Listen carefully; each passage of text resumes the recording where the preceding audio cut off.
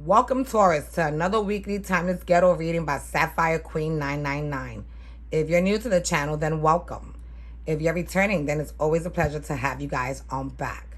Let me remind everyone that these are general messages, that these messages are intended for entertainment purposes only, so that they may or may not resonate with you at this time, Taurus.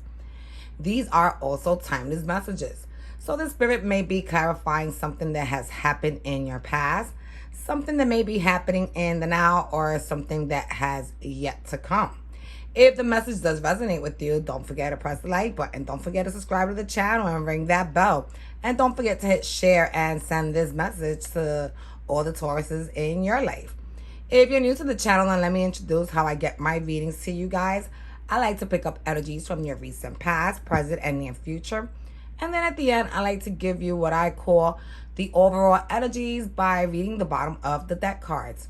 Today, I will be using the Light Seers Tarot, followed by the Smith Wyatt Tarot Borderless deck, followed by the Deviant Moon Tarot Borderless deck.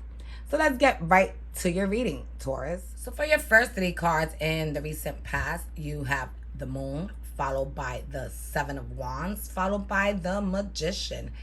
And what I'm getting out of this energy is that something that was being kept from you, something that was being kept in the dark, being kept hidden, probably revealed itself, probably came out to the light.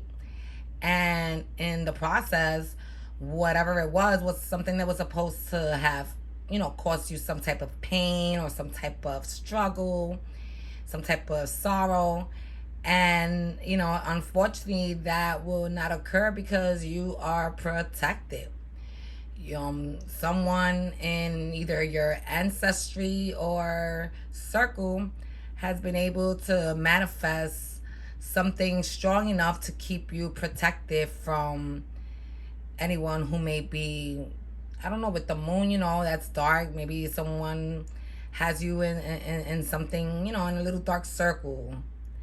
And, someone manifested something to keep you safe and protected from all that bullshit.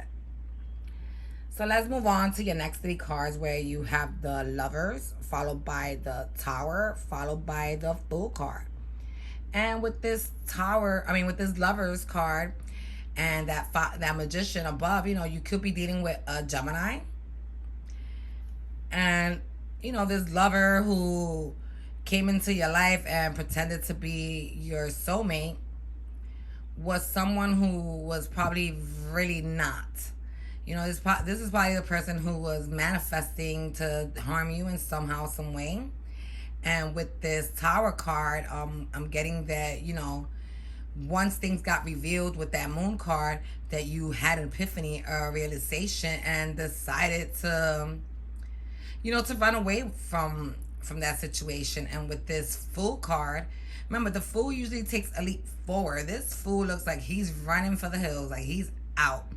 And in the process, he's being bitten on his leg by a fish. And fish usually represent love, meaning that, some lover, someone who portrays himself as, their mate, is going to bite him in the ass, basically.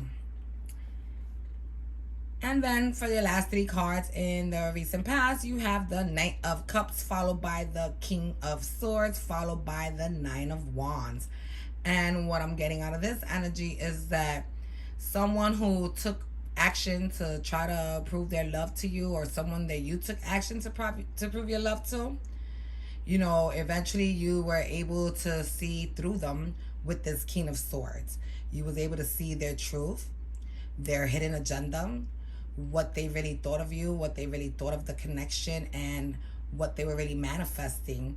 And once you discover all that with this Knight of Wands looking all sad and lonely there, you decided that, so much fighting, so much, advocating and protesting and revolutions that you started in order to fight for this connection, that, you probably were wrong, and that, this is something that you want to withdraw from.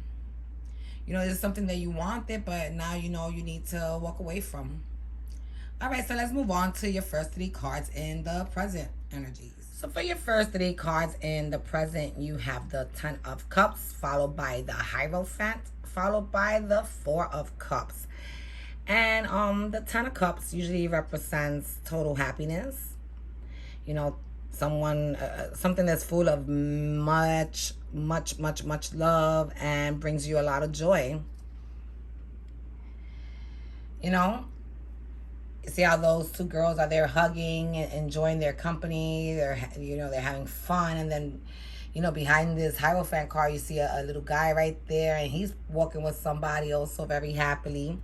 So, that's your Ten of Cups, something that brought you a lot of happiness, something that you felt was, a divine union with this Hierophant, something that, you felt had similar traditions and similar ways of living, such as you, similar knowledge, similar wisdom, similar faith. It's someone that you eventually had to let go of with that Four of Cups. Usually the Four of Cups is a love offer that's coming your way. But with the way that this guy just tossed that cup out the window, I'm thinking that, this is something that you're going to have to remove yourself from a certain situation. And then your next 3 cards is the Nine of Swords, followed by the Judgment card, followed by the 3 of Swords. And what I'm getting out of this, Taurus, is that, this person that that was trying to probably do something to dominate you or control you. They're presenting themselves to you as someone that, you felt was a soulmate, and then you realize that, none of it was true. This person had you here stressing, had you here worrying, had you here wondering, like, why? And, it made you just look deeper into your faith and ask for guidance from the above, from the divine. And, judgment took place where you had to make a decision that it was better to face a broken heart than to remain in something that was not genuine. And with the last 3 cards in the present, you have the Star card, followed by the Four of Pentacles, followed by the Chariot. And what I'm getting out of this energy is that you were, really hoping and wishing for this connection overall, because this was someone that that you held very close to your heart, someone that you wanted to keep around, someone that you wanted to share that, you see that village behind the miser, that you wanted to share your world with. But unfortunately, with this Chariot card, it's just guiding you to let it go, to walk away. The sooner you could do it, the better. All right, so let's move on to your near future energy. So for your first 3 cards in the near future, you have the 5 of Pentacles, followed by the Temperance, followed by the 8 of Pentacles.